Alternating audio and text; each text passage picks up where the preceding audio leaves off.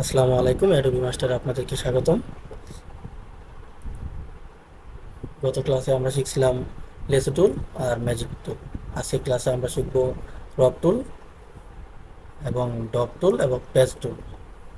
তাহলে আমরা প্রথমে দেখব ক্রপ টুল। ক্রপ টুলের কাজ কী এবং ক্রপ টুল দিয়ে কী করে। আমরা প্রথমে একটা পিকচার নিই, তাহলে আমাদের বুঝতে সুবিধা হবে বা আপনারা বুঝতেই পারবেন। আমরা এই যে ইমেজটা নিলাম, ইমেজটা নেওয়ার ক্ষেত্রে আমরা কন্ট্রোল ও দিলাম এবং ইমেজটা নিলাম। এই যে ইমেজটা আছে, আমরা চাচ্ছি যে বাইরের যে জায়গাটা এটা থাকবে না, শুধু এইটুকু থাকবে। তাহলে আমরা ক্রপ টুল দিয়ে এটাকে এইভাবে ধরে এই যে এইটুকু দিয়ে দিলাম, এইটুকু কেটে গেল। এন্টারে ক্লিক করব, এন্টার অথবা মাউসে ডাবল ক্লিক করলেই এটুকু কেটে যাবে। এটা ক্রপ টুলের কাজ। ক্রপ টুলের কাজ হলো যে কোনো পেজ বা ইমেজ সেটাকে নির্দিষ্ট আকারে সাইজ করে কাটা। এটা আমরা আরেকভাবে কাটতে পারি। আমরা এই যে রেক্ট্যাঙ্গেল টুল নিয়ে যদি এইটুকু ক্লিক করি, এখন যদি আমরা ক্রপ টুলে যাই, এইটুকু সিলেক্ট হবে। আমরা যতটুকু রেক্ট্যাঙ্গেল টুল দিয়ে যতটুকু সিলেক্ট করব ঠিক ততটুকুই ক্রপ টুলে সিলেক্ট হবে। আমরা যতটুকু ক্লিক করলাম এবং এন্টার ক্লিক করলাম, আমাদের ইউকে কেটে গেল। এখন আমরা বুঝতে পারলাম ক্রপ টুলের কাজ কি। ক্রপ টুলের কাজ মূলত নির্দিষ্ট সাইজে কেটে নেওয়া। ক্রপ টুলের কাজ কাটা। তারপরে আমরা দেখব প্রেস পার্সন ক্রপ টুল। এটার কাজটা কি? এটার কাজটা হলো আমরা ক্রপ টুলে দেখলাম নির্দিষ্ট সাইজে কাটা। এবং ক্রপ টুলের আরেকটা বিষয় হলো ক্রপ টুলে আপনি কতটুকু কাটবেন সেটা এখান থেকে আপনি চাইলে সিলেক্ট করে দিতে পারেন। এই যে এখানে দেখেন উপরে ক্রপ টুলে যখন আমরা যাব, এখানে উপরে একটা সাইজ আসছে, এখানে লেখা আছে রেটিউ। রেটিউ থেকে এখান থেকে আমরা যদি সাইজ দিয়ে দিই, কথা 12 ইঞ্চি, আর এখানে দিলাম 12 ইঞ্চি। এখন যদি আমরা ক্রপ টুল নেই, নির্দিষ্ট 12 ইঞ্চি জায়গায় সে ধরবে, শুধু 12 ইঞ্চি। আমরা 12 ইঞ্চি থেকে এই যে এখান থেকে যদি কাটি, তাহলে এখান থেকে কাটবে, আমরা যতটুকু রাখবো ঠিক ততটুকু। মানে এখানে আমরা সাইজটা দিয়ে নিলাম 12 ইঞ্চি বাই 12 ইঞ্চি। আমরা যদি কোনো ইমেজ বা ছবি করি, দেখা যায় পাসপোর্ট সাইজ ছবি করলে পাসপোর্ট সাইজের ছবির সাইজটা যদি আমরা এখানে দিই, ঠিক ওই সাইজেই কাইটটা দেবে। আমরা ফটোশপে যে কোনো ফটোকপির দোকানে যদি যাই, ওইখানে দেখা যায় যে ক্রপ টুল নেয়, একটা নির্দিষ্ট সাইজে ক্লিক করে তারপর আমাদের ছবিটা হয়ে যায়। আসলে মূলত ওইখানে ক্রপ টুলে এখানে সাইজ দেওয়া থাকে। তাহলে আমরা দেখলাম ক্রপ টুলে নির্দিষ্ট সাইজে কিভাবে কাটে। তারপর আমরা দেখব ক্রপ টুলের দ্বিতীয় অপশনে press person press pressive perspective crop tool. এটা দিয়ে আমরা কিভাবে কাটবো। এটা এই ক্যামেরাটা যদি আমরা সোজা করি, এই যে এইখান থেকে এখানে নিলাম, এই যে এখানে নিলাম। এখন আমরা যদি ক্যামেরাটা সোজা করতে চাই, তাহলে অবশ্যই আমরা এইভাবে টানবো। আমরা চাচ্ছি এইভাবে কাটুক। এই যে এখান থেকে এতটুকু জায়গা নিলাম, আমরা এন্টার দিয়ে দেবো। দেখেন আমাদের ক্যামেরাটা সোজা হয়ে কাটলো। আমাদের কোনো ছবি যদি বাঁকানো থাকে বা কোনো ইমেজ যদি বাঁকানো থাকে, বা আমরা কোনো ফ্লাওয়ার নিলাম, ফ্লাওয়ারটা বাঁকানো আছে বা একদিক থেকে ডাল দেওয়া আছে বা বাঁকানো আছে, তখন আমরা এই টুল দিয়ে এটাকে সোজাভাবে কেটে নিব। তাহলে আমরা দেখলাম ক্রপ টুল এবং ক্রপ টুলের দ্বিতীয় অপশন। এবং এখন দেখবো আমরা ড্রপ টুল। ড্রপ টুল দেখলাম কীভাবে নির্দিষ্ট সাইজে কাটে, এটা দেখলাম। তারপর আমরা দেখলাম ড্রপ টুল দিয়ে কীভাবে বাঁকা ইমেজকে সোজা করা হয়। আমরা এই জিনিসটা আবার দেখি যে বাঁকা ইমেজটাকে সোজা করতে হলে আমরা প্রথমে এটাকে ধরবো, ধরার পরে এটা এই যে এইখানে টানবো, যেদিকে বাঁকা আছে ওইদিকে আমরা সোজা করে নিব। এই যে এইখান থেকে আবার এইখানে দিব, এটা আর একটু ইঞ্চি দিয়ে দিই, করে নিলাম। যেই জায়গাটা আমরা সিলেক্ট করবো ওই জায়গাটাই আপনার কন্ট্রোলও ধরতে হবে না, কিছু তো ধরতে হবে না, শুধু মাউস ধরে যেদিকে টান দিব আমরা ওইদিকেই যাবো। তারপর আমরা এন্টার দিয়ে দিব অথবা মাউসে রাইট বাটনে ডবল ক্লিক করবো, তাহলে আমাদের ইমেজটা কেটে গেল। তারপরে আমরা দেখব ড্রপ টুলের কাজ। ড্রপ টুলের কাজ মূলত কালার সিলেক্ট করা, নির্দিষ্ট কালার সিলেক্ট করা। আমরা যদি এই যে এখানে খেয়াল করি, এখানে উপর আছে সাদা, নিচে আছে কালো, সাদা কালো, উপর আছে সাদা, নিচে আছে কালো। এখন যদি আমরা এখানে ক্লিক করি, উপরের কালারটা অটোমেটিকলি এই কালারটাই ফিল করে নিবে। আমরা এখানে ক্লিক করলাম, এখানে হলুদ হয়ে গেল। আমরা নির্দিষ্ট কালার যদি নিতে চাই, তখন আমরা যদি টেক্সটাইলে কাজ করি, তাহলে আমাদের যদি স্যাম্পল দেয়, স্যাম্পলের কালারটা সেম টু সেম নিয়ে আসতে গেলে আমাদের এই জিনিসটা অনেক সময় প্রয়োজন হয়। আমরা তো অবশ্য কালার পেন্টন দিয়ে কালার মিলাবো, কিন্তু এইখান থেকে আমরা কালারটা চাইলে নিতে পারি। তাহলে আমরা কালারটা নিব, এখানে ক্লিক করবো, এখানে এই কালারটা চলে যাবে, এটা ক্লিক করবো। ডট টুলের কাজ মূলত কালার সিলেক্ট করা। আমরা যদি কোনো মানুষের ছবি ব্রাশ করি তখন আমাদের এই ডট টুল প্রয়োজন হবে। আমরা যদি কালার সিলেক্ট করি তাহলে ডট টুল প্রয়োজন হবে। তাহলে আমরা বললাম ডট টুল দিয়ে কালার সিলেক্ট করা হয়। তারপরে আমরা দেখব পেস্ট টুল। পেস্ট টুলটা আসলে খুবই ইম্পর্টেন্ট।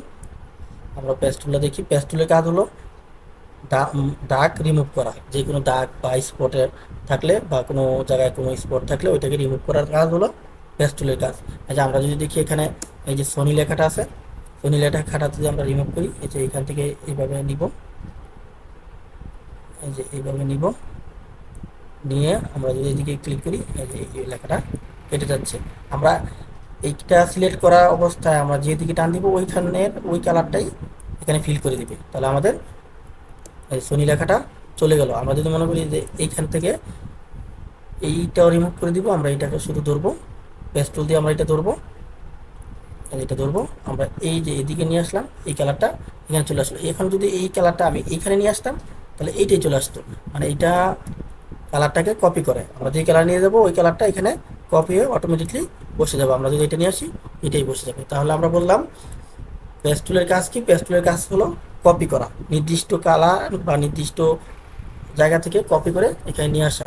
তাহলে যে কোনো দাগ বা ওয়াটারমার্ক থাকলে, আমরা অনেক সময় অনেক ইমেজ ডাউনলোড দিয়ে ওইখানে ওয়াটারমার্ক থাকে, ওইটাও আমরা তাহলে যদি চাই তাহলে আমরা এই পেস্ট টুল দিয়ে রিমুভ করতে পারি, অথবা রনের দাগও রিমুভ করতে পারি। আমাদের সবচেয়ে বেশি ফটোশপে দেখা যায় যদি মানুষের ছবি এডিটের ক্ষেত্রে, আপনারা যখন দেখেন যে এডিটের ক্ষেত্রে মুখের ব্রণের দাগ বা এই ফ্লাওয়ারের কোনো নির্দিষ্ট জায়গায় একটু দাগ টাগ আছে, বা যে কোনো একটা লেখা আছে, আপনার ইমেজের মধ্যে একটা লেখা আছে, এই লেখাটা আপনি রিমুভ করবেন, তখন আপনি পেস্ট টুল দিয়ে কাজ করবেন।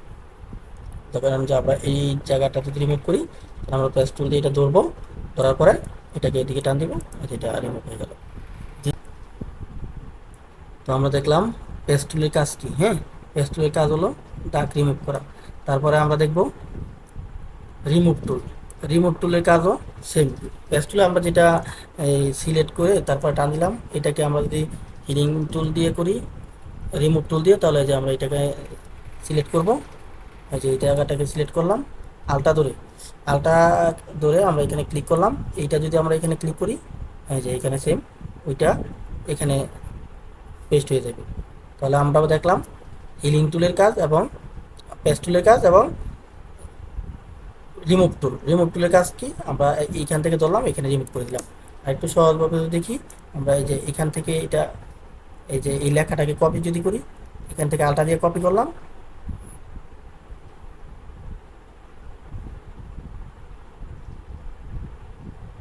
এই যে এখানে ক্লিক করলাম, আর ওইখান থেকে যে জিনিসটা কপি করলাম এটা এখানে হয়ে যাবে। তাহলে আমরা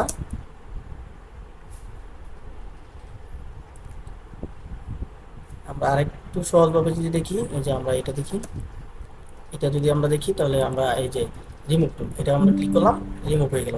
এই যে দাগে ক্লিক করলাম, রিমুভ হয়ে গেল। ব্রন টুল, আমরা স্মোকের যে ব্রন বা দাগ যে কোনো কিছু আছে, এটা জাস্ট ক্লিক করলেই রিমুভ হয়ে যাবে। আমরা এই দেখেন সব রিমুভ হয়ে গেছে। তাহলে আমরা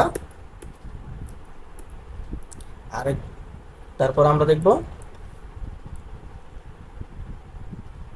হিলিং ব্রাশ টুল। হিলিং ব্রাশ টুলের কাজ সেম। আমরা পেস্ট টুলে যেভাবে দাগ রিমুভ করছি এবং রিমুভ টুল দিয়ে যেভাবে রিমুভ করছি, এইটার কাজও ঠিক রিমুভ করাই, কিন্তু রিমুভ করার ক্ষেত্রে এখানে আরেকটা বিষয় আছে, সেটা হলো ওইটা যেমন আমরা রিমুভ টুল দিয়ে আমরা জাস্ট ক্লিক করলাম, রিমুভ হয়ে গেল। পেস্ট টুল দিয়ে এই জায়গায় সিলেক্ট করলাম, তারপরে এদিকে আইনা ছেড়ে দেওয়ার পরে সিলেক্ট, রিমুভ হইলো। আর এইটা দিয়ে আমরা জাস্ট এই যে এখানে ক্লিক করব, এখানে আলটা ধরে ক্লিক করব, এই যেখানে ক্লিক করব ওই জায়গাটাই এই যে এখানে চলে যাবো বা এখানে চলে যাবো। তাহলে আমরা এই যে পাশ থেকে নিব, এটা দিব এভাবে,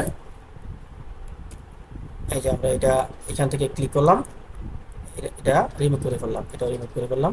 এভাবে যদি আমরা রিমুভ করি, যে আমাদের ক্লিক করার পরে যেখানে যেই প্লাস আসতে আছে, যেখানে প্লাস চিহ্নটা থাকবে ওই জায়গার কালারটা ওইখানে চলে যাবো। তাহলে আমরা সবসময় যেই কালারটা নিব, এখানে একটা আলটা ধরে ক্লিক করব, তারপর এখানে ক্লিক করব, এই যে আমাদের সবগুলো দাগ রিমুভ হয়ে গেল। আমরা যদি আগের ছবিটা দেখি, এই যে দেখেন আগে এই দাগ ছিল, এখন দাগ রিমুভ হয়ে গেল, আগে দাগগুলো ছিল, এখন দাগ রিমুভ হয়ে গেল।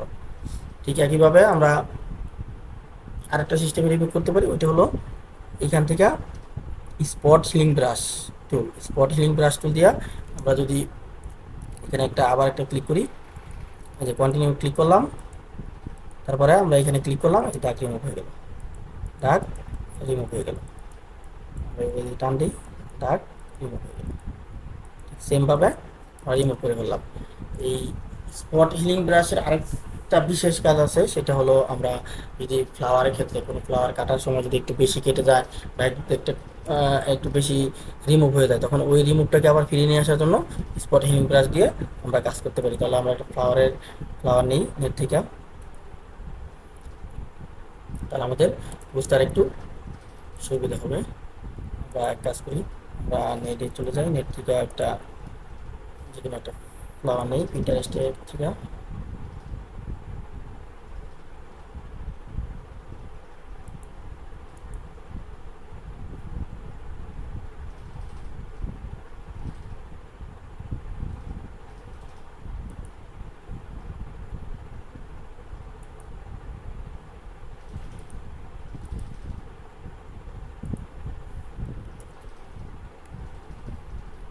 নেট থেকে কপি করলাম,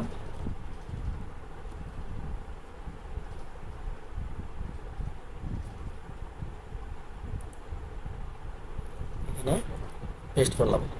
পেস্ট করার পরে আমরা ব্যাকগ্রাউন্ডটা রিমুভ করবো প্রথমে।